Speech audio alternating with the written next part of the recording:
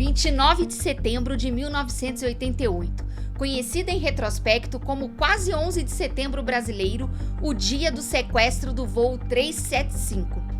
Essa é a história de Raimundo Nonato Alves da Conceição, que marcou para sempre a história da aviação brasileira, e de Fernando Murilo de Lima e Silva, o herói que impediu a tragédia do voo VASP. Mais uma superprodução brasileira que custou em torno de 15 milhões de reais é o que trago para você hoje. Fica aí que já te conto tudo. Olá, cinéfilos e série maníacos de plantão. Tudo bem com vocês? Eu sou a Gabi e esse é mais um Pode Ver Sem Medo. Brasil, 1988. Um tratorista desempregado sequestra o voo 375 da VASP, que partia de uma escala em Confins, Belo Horizonte, com destino ao Rio de Janeiro, com mais de 100 pessoas a bordo, e ordena ao comandante Murilo que mude a rota para Brasília e bata o avião no Palácio do Planalto para matar o presidente, José Sarney, a quem considera culpado pela devastadora crise econômica do país.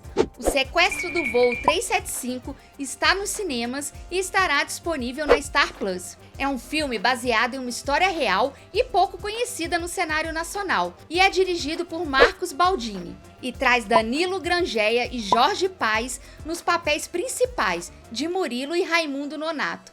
E podemos dizer aqui que desempenharam seus papéis com forte emoção e veracidade. No caso de Nonato, até a semelhança física foi perfeita.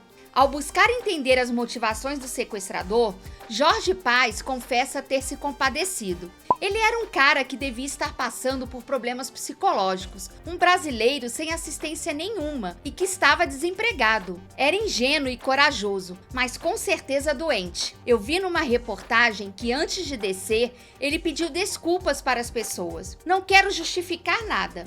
Ele morreu, pagou pelo que fez, mas eu sinto pena dele também, considera Paes em uma entrevista.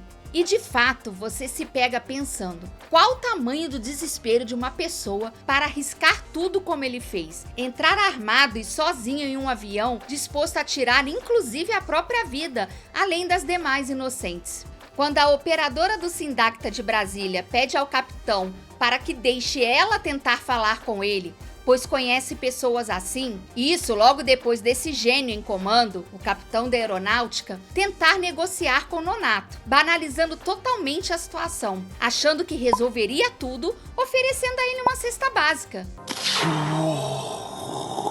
O cara tá disposto a perder a vida e você oferece uma cesta básica para resolver o problema dele? Oh God!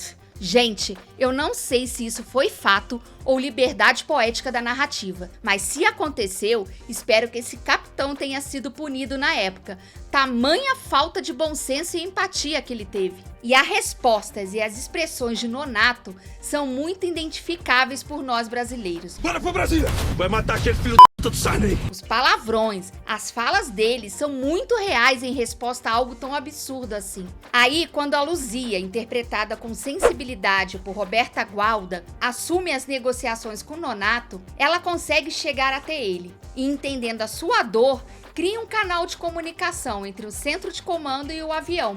Mas vamos do começo. Era um período político complexo, onde a democracia havia retornado há pouco tempo, e o cenário econômico era péssimo, uma inflação batendo 400% ao ano. Quem viveu nesta época deve se lembrar bem de quanto doía ir no bolso ao supermercado fazer compras de mês. E em meio a isso, um homem em desespero, após perder o emprego, com a filha e a mãe morando em condições precárias no interior do Maranhão, sem ter o que comer todos os dias, decide fazer justiça com as próprias mãos, com um plano de assassinar o então presidente da República. 20 minutos após o voo estar no ar, Nonato anunciou aos mais de 100 passageiros e à tripulação que estava sequestrando o avião. Na ocasião, ele portava uma arma de calibre 32. Ainda não era comum os raios-x nos aeroportos e justamente o de Confins ainda não tinha o equipamento. Nonato exigia ter acesso à cabine do piloto e fez vários disparos contra a porta da cabine, resultando em um comissário ferido. E depois de perceberem que o homem iria até as últimas consequências e estava colocando a vida de todos em risco, o comandante mandou que abrisse a porta e o deixasse entrar. E o que se desenrola a partir daí são os momentos de muita tensão, onde o piloto vai tentar a qualquer custo negociar com Nonato uma forma de salvar a todos antes que o pior aconteça. E o embate constante entre esses dois é o que constrói a história toda do filme. De um lado, o sequestrador que quer derrubar o avião em cima do Planalto.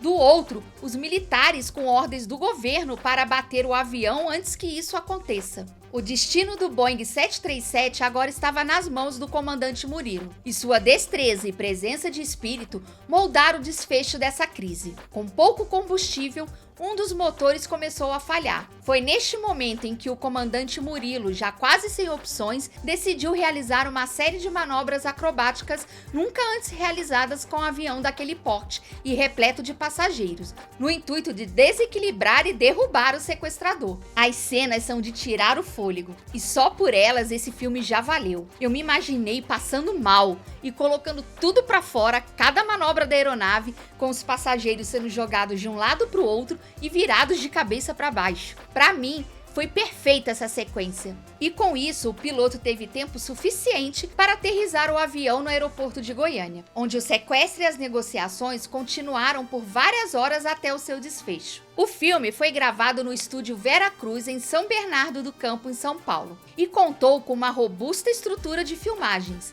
sendo fiel aos detalhes da época.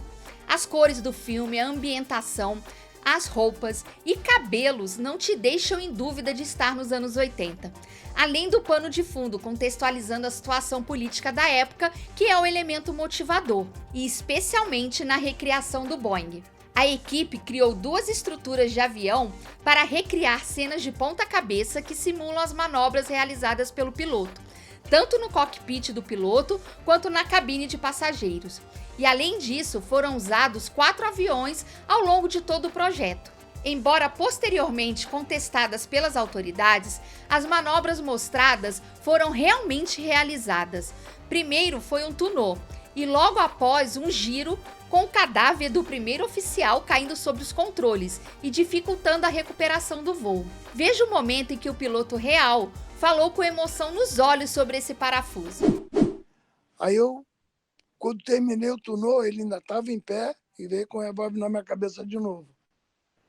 Aí eu reduzi a velocidade, puxei um pouco o nariz e chutei um parafuso. No parafuso ele caiu no chão. Só que eu não contava com o Vangelis caído em cima do manche. Então foi difícil tirar ele do parafuso, porque além do peso do avião no parafuso, tinha o peso do Vangelis em cima do manche. Eu sei que eu meti o pé no painel e consegui descomandar já na 3ª volta, já 4ª volta. Na época do incidente, o comandante Murilo foi condecorado com a Ordem do Mérito Aeronáutico, mas nunca recebeu um agradecimento oficial da presidência pelo seu ato heróico. Are you kidding me? Em 2001, 13 anos após o sequestro do Boeing da VASP, o aviador recebeu o troféu Destaque Aeronauta do Sindicato Nacional dos Aeronautas, por sua contribuição em evitar o que poderia ter sido o maior desastre aéreo da história do Brasil. Murilo faleceu em 26 de agosto de 2020, aos 76 anos. Ivan Santana, autor do livro Caixa Preta e amigo do experiente piloto, relatou que a causa da morte foi insuficiência respiratória, possivelmente por Covid-19. Já Raimundo Nonato foi socorrido e mandado para um hospital em Goiânia naquele dia fatídico. E horas depois veio a notícia de que o criminoso não corria risco de vida. Dias depois, no entanto, foi noticiada a morte de Nonato, segundo o hospital, causada pelo agravamento de uma anemia falciforme que ele já tinha. Cheiro de queima de arquivo no ar, hein? O sequestro do avião pode ter servido de material de estudo para os membros da Al-Qaeda, responsáveis pelo ataque às Torres Gêmeas em 11 de setembro de 2001 nos Estados Unidos. Isso porque, após a morte de Osama Bin Laden, teriam sido encontradas em sua casa reportagens sobre o caso brasileiro. É possível que ele tenha tentado entender o que deu errado para o sequestrador aqui no Brasil, acredita o diretor do filme Marcos Baldini. Fica uma reflexão aqui. Por que esse caso não refletiu imediatamente em avanços nos procedimentos de segurança da aviação comercial? Isso só foi acontecer efetivamente depois do 11 de setembro, lá em 2001 já. O que nos faz pensar que se tivesse sido amplamente divulgado, talvez a história teria sido um pouco diferente nesse 11 de setembro. Esse é um filme que traz um pouco de memória ao nosso país, que normalmente é bem esquecidinho e ruim da cabeça, né? Eventos que nos fazem pensar sobre a realidade humana. E se você, como eu, curte histórias reais, então essa é uma que você pode ver sem medo.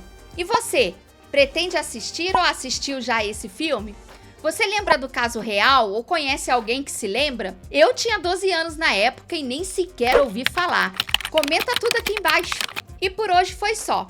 Se gostou deste vídeo, deixa seu like. Se ainda não é inscrito, se inscreve aqui e ativa o sininho para não perder o próximo vídeo. E compartilha esse vídeo com a galera. E já sabe, passa lá no meu blog para ficar por dentro das novidades. E até a próxima!